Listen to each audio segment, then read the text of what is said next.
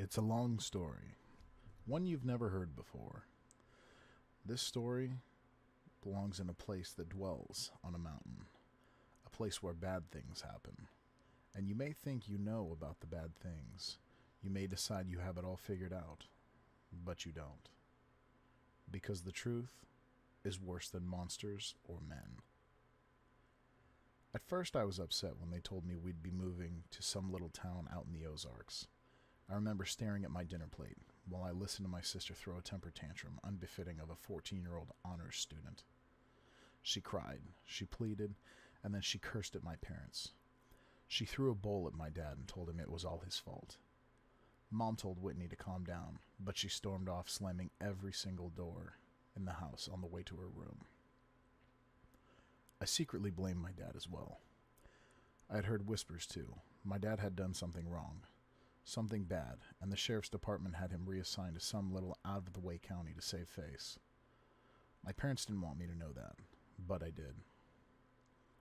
I was 9, so it didn't take me too long to warm up to the idea of change. It was like an adventure. New house, new school, new friends. Whitney, of course, felt the opposite. Moving to a new school at her age is hard. Moving away from her new boyfriend, however, is even harder. While the rest of us packed up our things and said our goodbyes, Whitney sulked and cried and threatened to run away. But a month later, we pulled up to our new house in Drisking, Missouri. She was sitting right next to me, viciously texting on her phone. Thankfully, we moved over the summer, and I had months of free time to explore the town.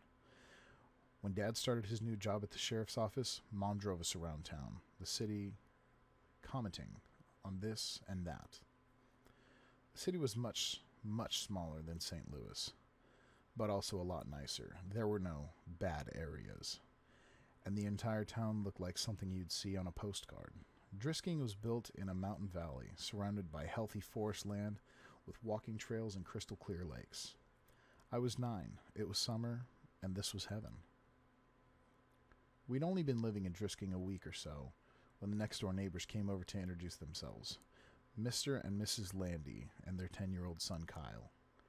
While our parents talked and drank mimosas, I watched the Landys' lanky, red-headed son hung out of the doorway, shyly eyeing the PS2 in the living room. Do you play?" I asked. He shrugged. "Not really." "Do you wanna? I just got Tekken 4. Kyle glanced at his mom, who had just been handed her third mimosa. "Yeah, sure." And that afternoon, with the ease of simplicity of our age, Kyle and I became best friends. We spent the cool summer mornings outside exploring the Ozarks and the hot afternoons in the living room playing the PS2. He introduced me to the only other kid in the neighborhood our age, a skinny, quiet girl named Kimber DeStero. She was shy but friendly and was always up for anything. Kimber kept up with us so well that she quickly became the third wheel on our tricycle. With my dad working all the time, my mom consumed with her new friends and new friendships, and my sister locked her in her room all day. The summer was ours to take, and take it we did.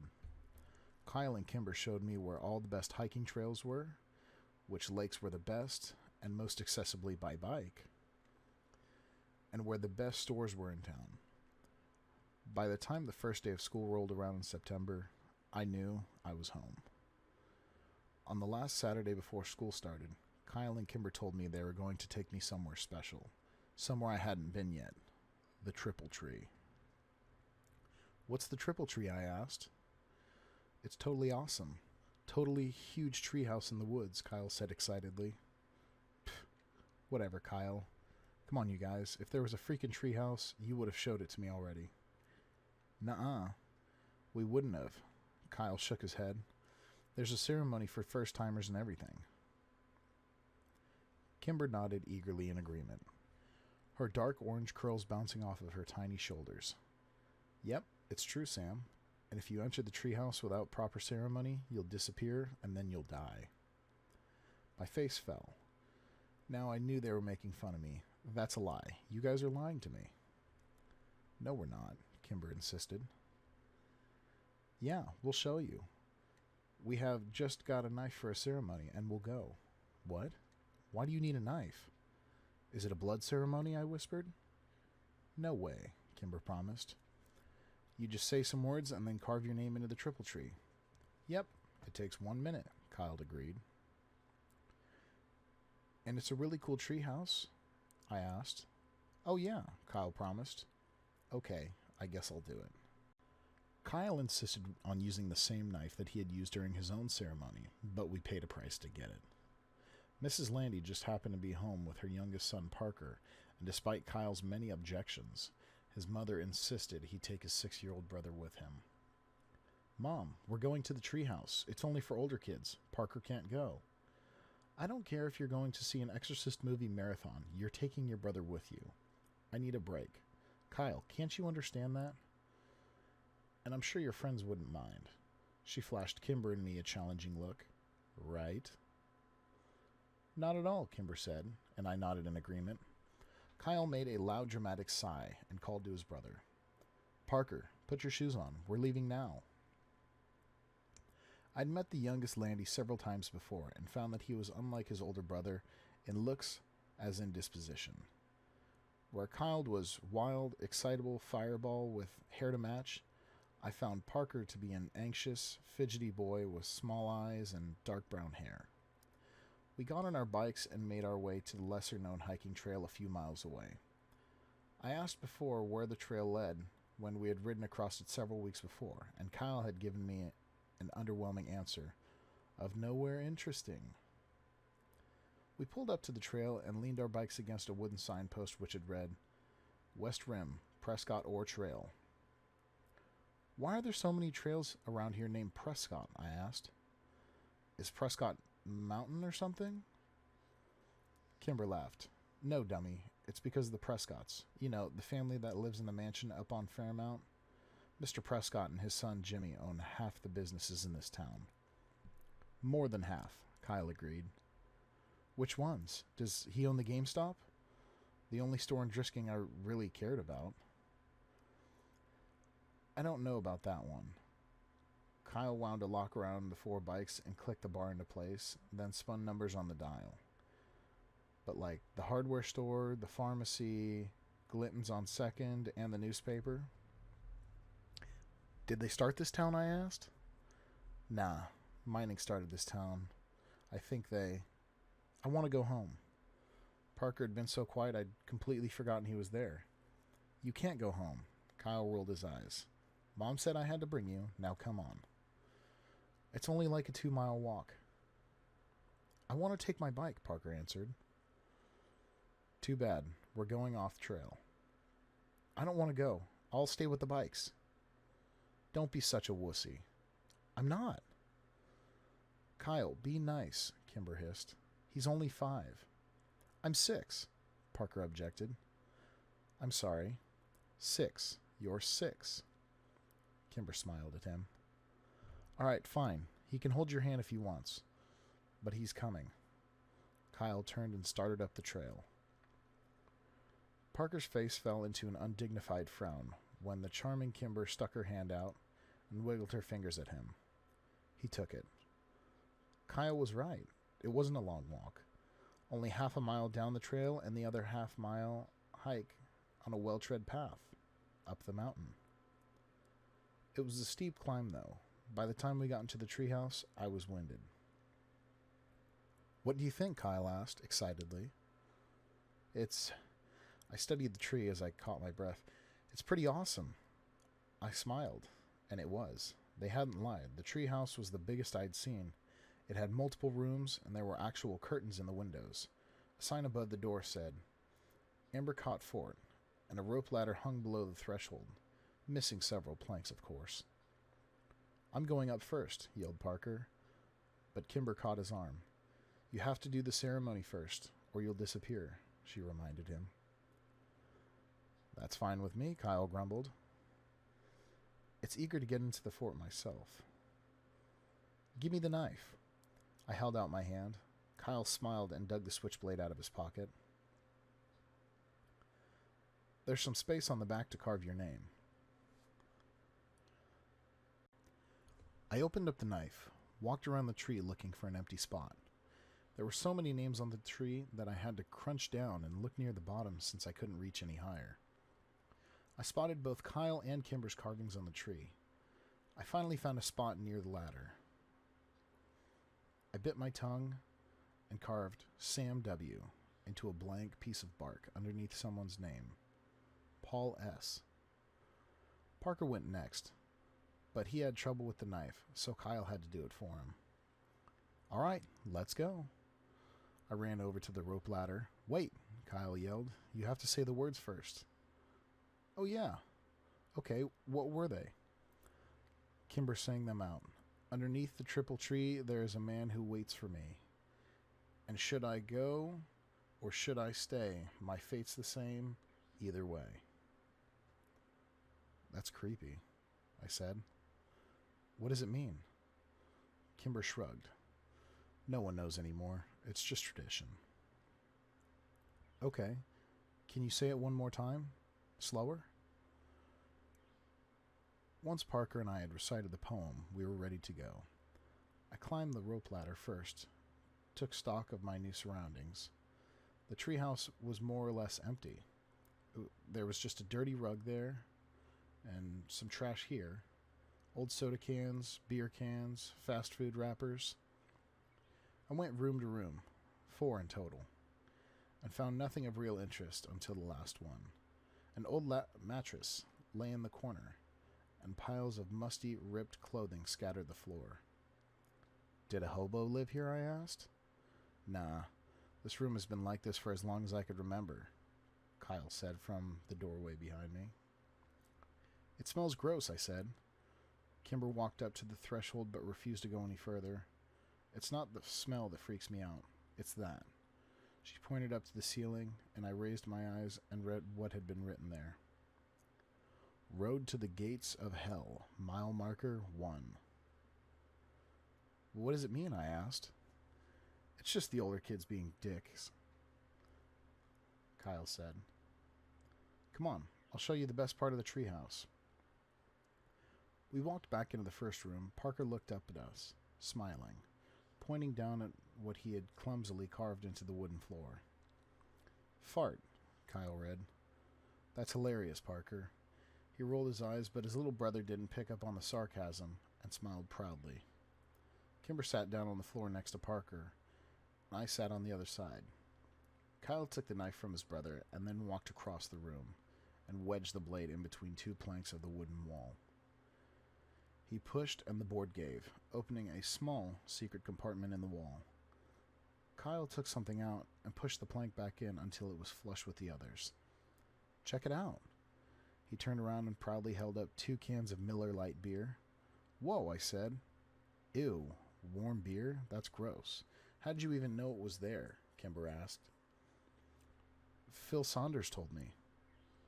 Are we going to drink it? I asked. Hell yeah, we're going to drink it. Kyle came up and sat down in our circle, popped open the first beer and offered it to Kimber. She eyed it like she was trying to be handed a dirty diaper. Come on, Kimmy. Don't call me that. She yelled at him and then reluctantly took the open beer. She smelled it and made a face, then pinched her nose and took a small swig. Kimber shuddered. That's even grosser than I imagined. I don't want any. I'll tell Mom, Parker said quickly as the beer passed in front of him to me. Good, because you ain't getting any, Kyle promised. And you won't tell Mom shit. I put on my best poker face and took a deep, long swallow of the warm beer before I had a chance to smell it. It was a poor decision. And when I retched that foul yellow liquid, it went all over my shirt. Aw man, now I'm going to smell like beer. We spent the next hour and a half drinking the 2 cans of Miller Lite, and after a while, the taste grew more tolerable. I couldn't tell if I was becoming a man or actually getting drunk. I hoped it was the former. When the last drop of beer was consumed, we spent 20 minutes trying to determine if we were drunk. Kyle assured us that he was wasted, while Kimber wasn't sure. I didn't think I was, but I failed all the drunk tests. Kimber was in the middle, of reciting the alphabet backwards when a loud, metallic grinding suddenly pierced the calm mountain air, like a gunshot. Kimber stopped talking, and we spent a few minutes staring at each other, waiting for the noise to end. Parker curled into Kimber and put his hands over his ears. After what had seemed like 10 whole minutes, the sound ended suddenly as it began. What was that? I asked, and Parker mumbled something into Kimber's sweatshirt. Do you guys know? I tried again. Kimber stared at her feet as she crossed and uncrossed them. Well? It's nothing, Kyle answered finally. We hear it sometimes in town. It's not a big deal. It's just louder up here. But what's making that sound? Borrasca, Kimber whispered without taking her eyes off of her feet. Who's that? I asked. Not who. Where? Kyle answered. It's a place. Another town? No, it's just a place in the woods. Oh. Bad things happen there, Kimber said. Put herself more to me. Like what? Bad things, Kimber repeated. Yeah, don't ever try to find it, dude.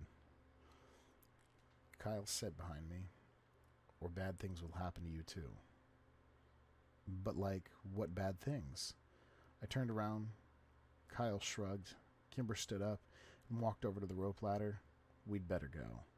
I have to get home to my mom, she said.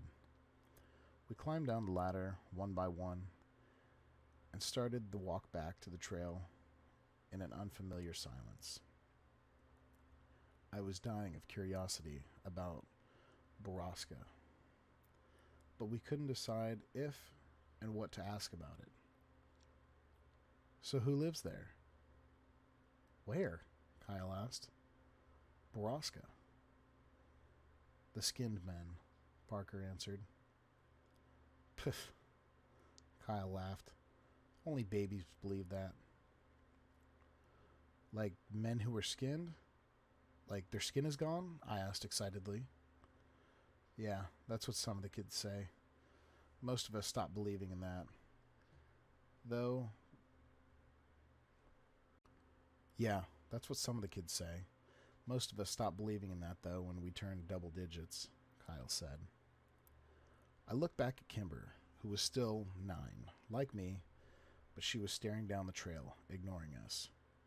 That seemed to be the end of the conversation by the time we reached our bikes. The awkwardness was gone. We were giggling, trying to decide if we were too drunk to bike home.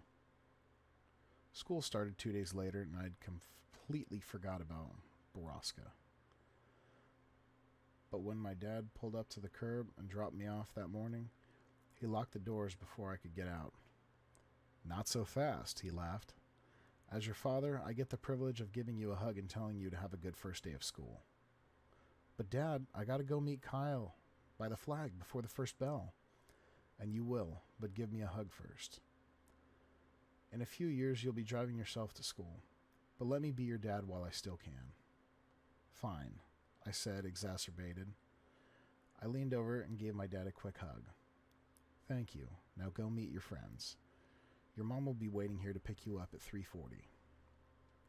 I know, Dad. Why can't I take the bus like Whitney? When you're 12, you can take the bus, he smiled. He unlocks the doors. Until then, I get to drop you off in the mornings. If you think it'd make you look cooler, then you could ride in the back seat behind the cage. Dad, just don't. I threw open the door of his cruiser before he could say anything, and then I ran as he laughed behind me. Kyle was already waiting for me at the flagpole. He'd found Kimber too. Dude, you almost missed the bell, he yelled when he saw me.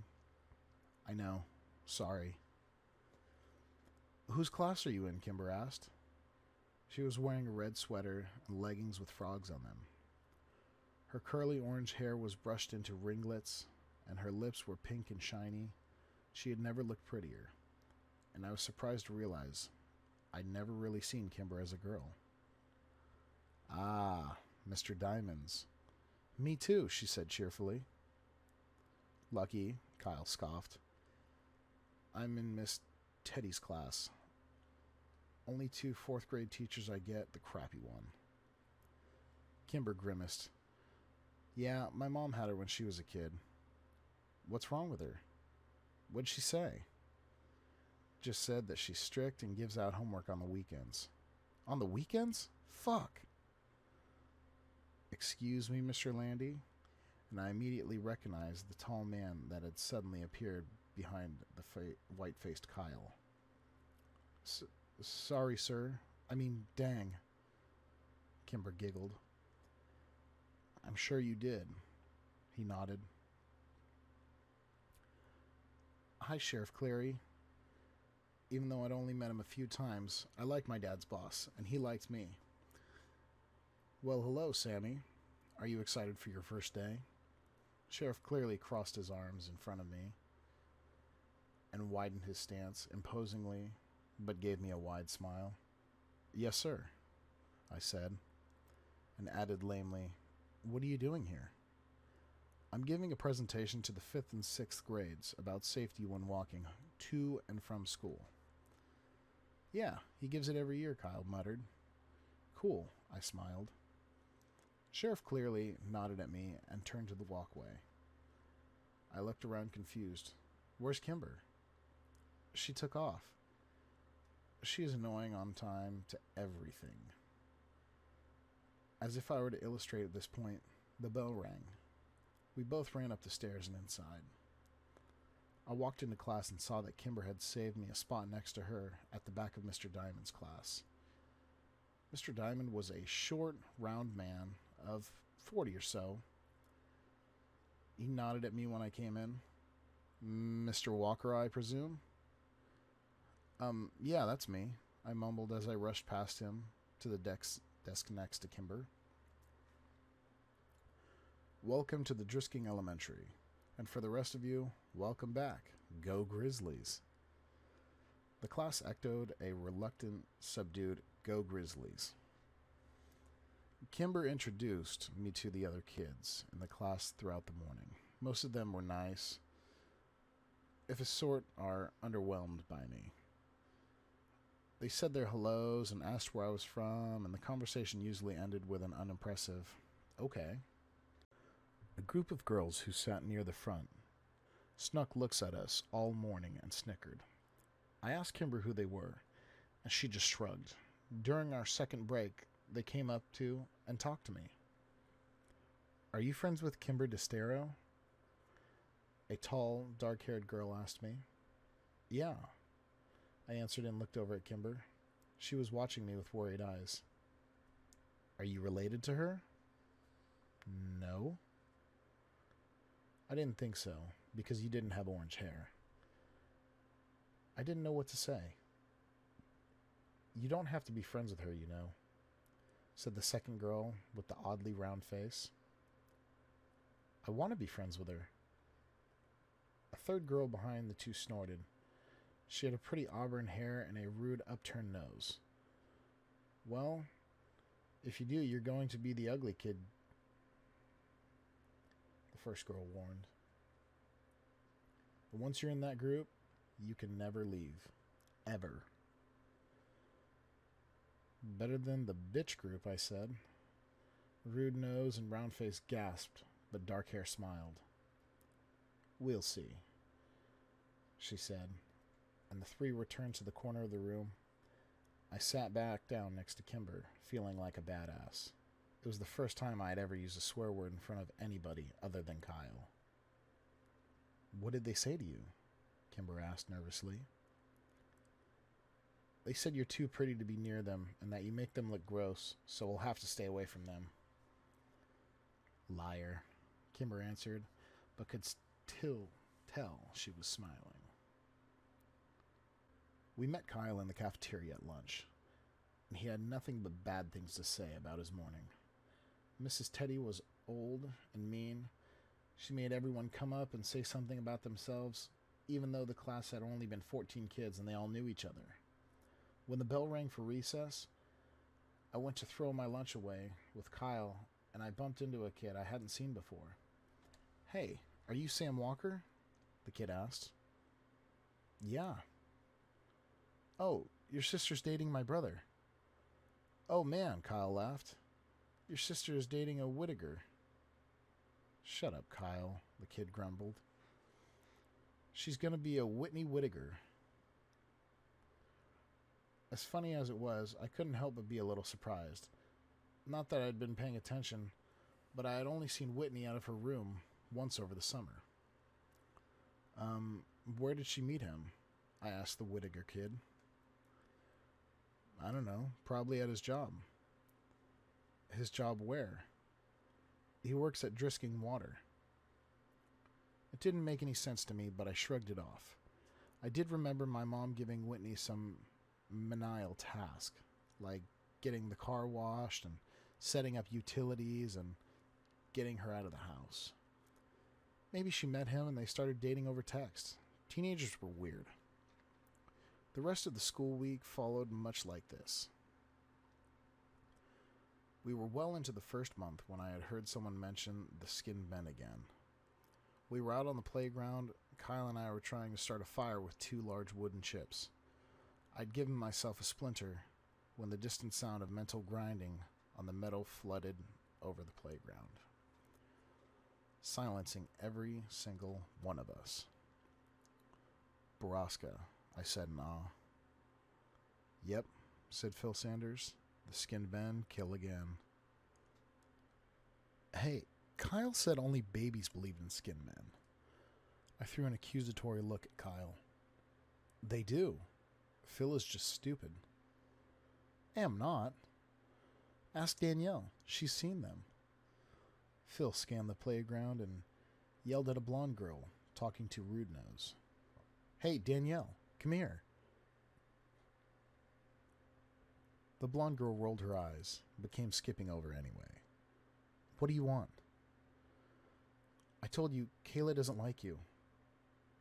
"Philip." "No. Tell them about the skinned men." Phil gestured to the air around us, which was filled with the metallic scraping coming down from the mountain. "You tell them." "No, you saw them, so you tell them." "I didn't see them. Paige saw them." "Oh," Phil said, and an uncomfortable silence descended. "You guys are weird," Danielle said before flipping her hair into our faces and then leaving. "Who's Paige?" I asked where she had gone. "Her sister," Phil said. "Paige disappeared when we were like 5, Kyle said. "After she saw the skinned men," Phil added. The sounds from the mountain abruptly ended, and the subdued atmosphere of the playground disappeared with it. The bell rang. Kyle lined up for his class, and since Phil was in my class, I made sure I was right behind him.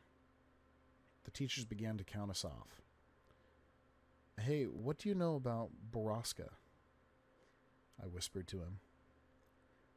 "My brother said that's where people go when they want to disappear. To Borrasca." "What happens to them there?" "Bad things," he said. Then he shushed me when I asked him what that meant. The year dragged on. It wasn't until Christmas break that I had heard the machine at Borrasca again. It was December. There was a thick blanket of snow on the ground, which only served to amplify the noise from the mountain. I sat in my room listening to it for a few minutes, trying to decide what was happening in the place that bad things happen. I saw my dad's cruiser pull up outside of the window, and I went down the stairs to greet him. As I passed my sister's door, I heard her giggling in that annoying teenage girl way. I cringed. I hope Kimber never got like that. "Dad," I skidded down the landing just as he opened the door. My dad stomped the snow off of his boots, threw open his arms. "Sammy, how many years has it been?" he joked. It was true. I hadn't seen much of my dad since he started working so much. Doing what? I didn't know, since this was the quietest, lamest town ever. Mom thought the sheriff was grooming my dad for a job since Cleary was so old. Dad never really agreed to or disagreed with her. He had only been at the department 7 months. After all, he doubted people in the county would vote for him. Hey, Dad, do you hear that? That machine-like sounding noise? Yep, I hear it in my town every now and then. Do you know what it is? I asked the sheriff about it, and he told me the noise comes from a private property up in the Ozarks. Is it the property called Borrasca? I asked quickly. I have no idea. Borrasca? Where'd you hear that? I shrugged. Kids at my school. Well, it's nothing to worry about, Sammy. Probably just some logging equipment. But is the place called Borrasca? Like, have you heard that name before? Nope, I haven't heard that name before. Dad pulled his boots off and shrugged off his coat. Looking toward the kitchen, I could tell I was losing him. Have you ever heard of the Skinned Man? I asked quickly. Skinned men? Good God, Sam, is your sister telling you these stories? No. But he wasn't listening to me anymore. Whitney, he yells upstairs. No, Dad. Whitney doesn't even want to talk to me, I repeated. I heard a door creak open upstairs, and Whitney peered over the railing, phone in hand, an annoyed look on her face. Are you trying to scare your brother? Dad demanded. No, Dad, I said again. Whitney shot me a betrayed look. Ugh, seriously? As if I'd waste my time. You aren't telling him these stories about skinned men? No, Dad. I told you. I heard it at school. Whitney gestured to me as if to say, see? All right, well, you kids need to start getting along. You're a family, for Christ's sake. Whitney rolled her eyes. When Dad walked into the kitchen, she stuck her tongue out at me. Real mature, Whitney. I yelled up, but she was already gone. I'll tell Dad about your boyfriend. Christmas came and went with surprising smoothness at our house. Whitney and I got everything we had on our lists, which was a first for us. The town may be smaller, but Dad's paychecks were clearly better. I wore my new Rams parka on the first day back to school after Christmas break. Kyle fawned over it, and Kimber showed off the blue pearl necklace her mom had gotten her for Christmas. Kyle and I find an interest, but did it poorly. Kimber knew, but just seemed happy enough we cared to take it. As we said goodbye to Kyle for the morning, Kimber was suddenly slammed from the other side. Kyle caught her before she fell, and I spun around angrily to see a dark-haired girl, whose name I had learned was Phoebe Dranger, laughing and walking away from us with the round-faced girl. You're bad people who make poor life choices, Kyle yelled at them. When I'm your boss someday, I'll make you clean bathrooms. Yeah, and if Kyle's your boss, you know it's messed up, I added. Kyle and I high-fived and turned to Kimber, but she wasn't sharing in on our victory. She was trying to hide tears on her face. Don't sweat those girls, Kimber. Nobody likes them. People are just nice to them because they're related to Prescott's. Kyle tried to give her an awkward pat on the back, but Kimber turned away from him and ran in the opposite direction. I hate those girls. Like, really hate them, I said. I know they're bitches, Kyle answered, mouthing the last words as he looked off over his shoulder for any lurking adults. Well, I'd better get to class and make sure that they don't try to talk to her again. There's an assembly this morning. No class until after lunch. Seriously? That's awesome. Do we have to sit by class? Not usually, but we better get there quick so we could get seats at the back, Kyle said as we started walking. What's the assembly for? I asked. It's either Dare or History Society presentation. What's Dare? You know, Dare, as in you don't dare to do drugs or you're grounded until you're dead? Oh, I hope it's the history thing then. We found Kimber already in the auditorium. She had collected herself and saved us both seats at the back of the room. She waved us over just as the puffy, stern Miss Teddy walked onto the stage. Hello, 4th grade students. This morning we have a special presentation to you from the Historical Preservation Society of Drisking. If you have any questions during the course of the lecture, please raise your hand. Like that'll happen, Kyle laughed. Now I'd like to introduce you to Mr. Wyatt Dowdling, Miss Catherine Scacalon, and of course, Mr. James Prescott. What? Jimmy Prescott and not his dad? That's so weird, Kimber whispered. Dude, Thomas Prescott has done this presentation every year for like 20 years, Kyle said. It's definitely weird. It's not weird, whispered Mike Sutton from behind. He leaned forward. Tom Prescott went crazy like a year ago. He didn't do the presentation last year when my sister was here either. I don't like Jimmy Prescott, Kimber shook her head. He gives me the heebie-jeebies. His dad's so much nicer. He's like a grandpa. The presentation was slow and boring. Mr. Dowdling, Mescalon, they talked about the first settlers here, the Cherokee and the Trail of Tears. They talked about Alexander's Drisking discovery of the mother lode of ore in the mountains and settling here with his family to mine and refine the iron.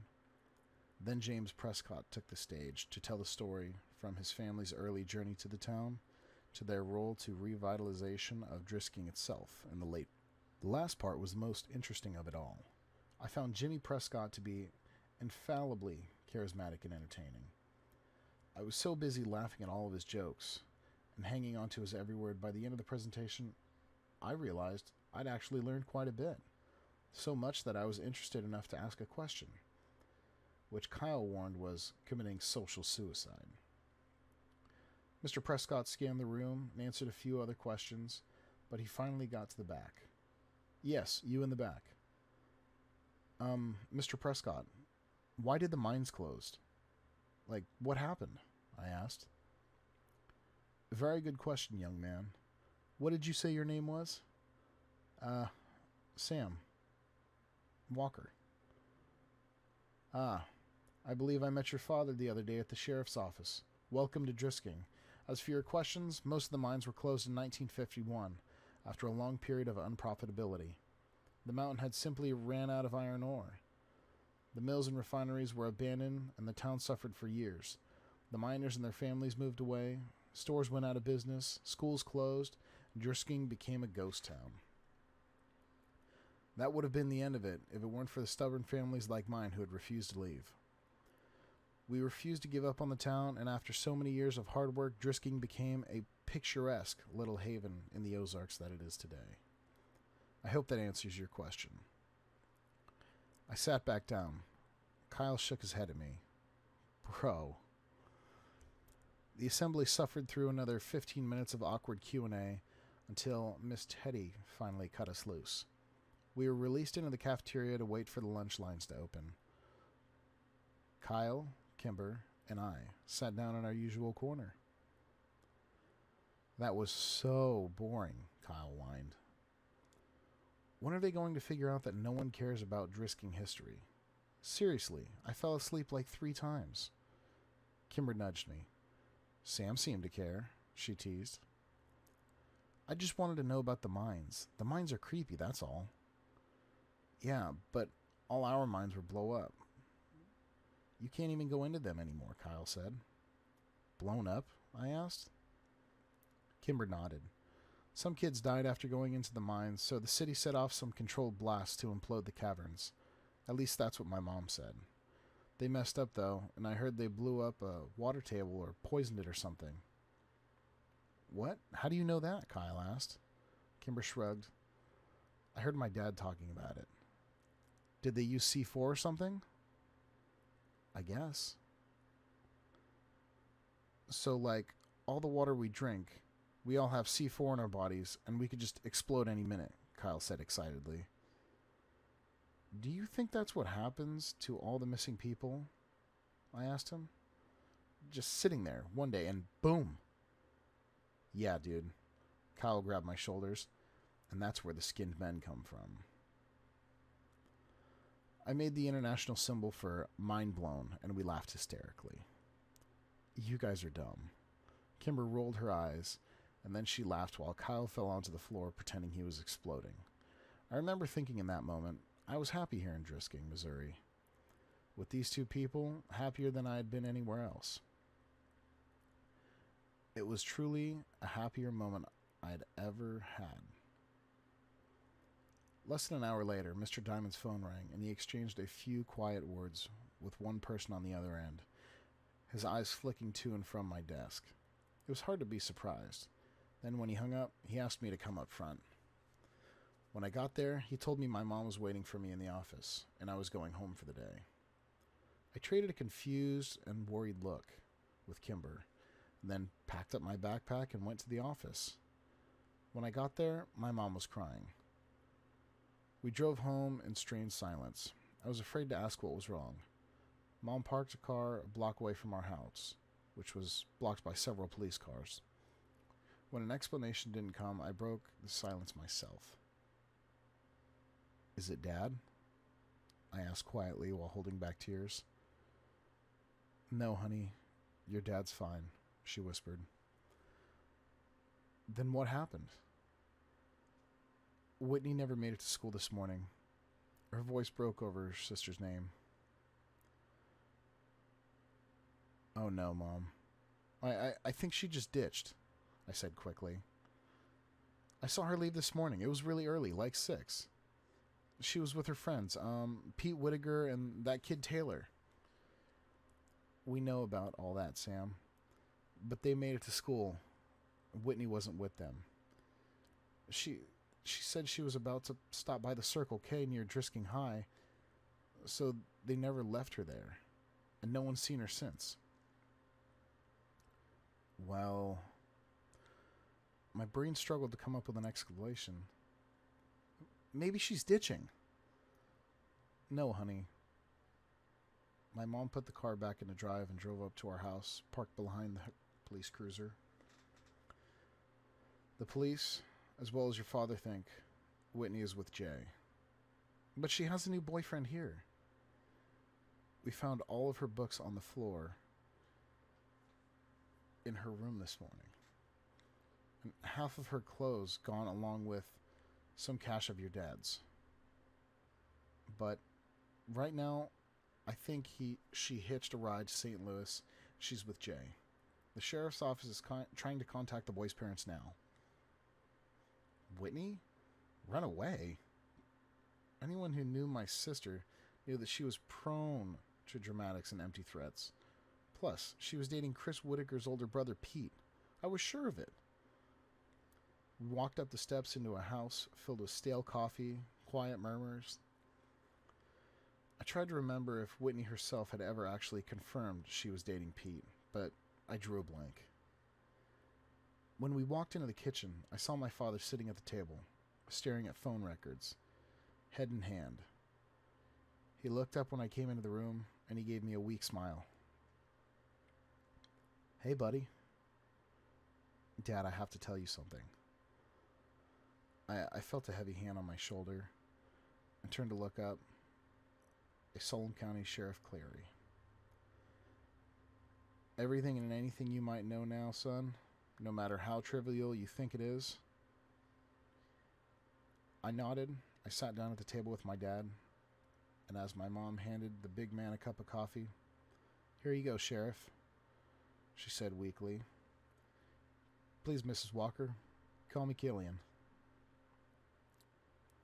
My mother nodded and retreated back into a darkened corner to talk quietly with Sheriff Cleary's wife, Grace. "What do you know, Sam?" My dad asked as he rested his chin on his hands in a mock symbol of prayer, as though I may deliver him from his suffering. "Well, just I heard Whitney had a boyfriend, that guy Pete Whittaker she's been hanging out with. I saw them and Taylor Dranger leave this morning before me. What time did they leave? Asked the sheriff. I don't know. Like, before 6. He nodded. That matches the statements of the Taylor Dranger and Whittaker boy. My father's head sunk lower into his hands, and I knew I'd let him down. But I rushed. I don't think she went back to St. Louis, because she was dating Pete. I don't think she wanted to be with her boyfriend back home anymore. I understand that, son. But a teenage girl's mind is a complicated thing. My officers are trying to get a hold of the boy's family back in St. Louis. Clearly nodded to my father. Now why don't you head up to your room and let us work, Samuel. I looked up at him in surprise. What? No, I want to stay down here. I can help. No, son. There's nothing more you can do here. You've been a good brother. Now let us handle this. But I can help. You already have. Dad! I looked over at my dad with begging eyes. Go to your room, Sam, he said quietly after a moment. I balked. Dad. Now. I was so angry, I did the only thing I could do to make my rage known. I stomped upstairs, slammed the door, and then sat on my bed in disbelief.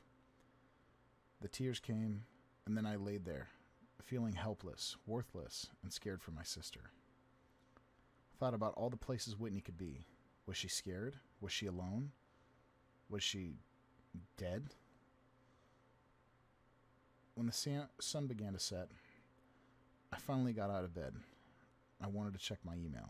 I was expecting lots of messages from Kimber and Kyle, but there was only one. Did she go to the treehouse? I sat staring at the computer screen for almost a minute. Kimber's words from last fall echoed in my brain. If you enter the treehouse without the proper ceremony, you'll disappear and then you'll die. I didn't buy that. Whitney had gone to Circle K that morning, and I especially didn't believe that she'd go hitchhiked out of town. Nothing they were saying downstairs made any sense. If you knew my sister... But maybe this did. Maybe she and her boyfriend went to the treehouse to go make out or something, and maybe he had left her there. Maybe she had gotten lost or something. Or maybe the skinned men had found her.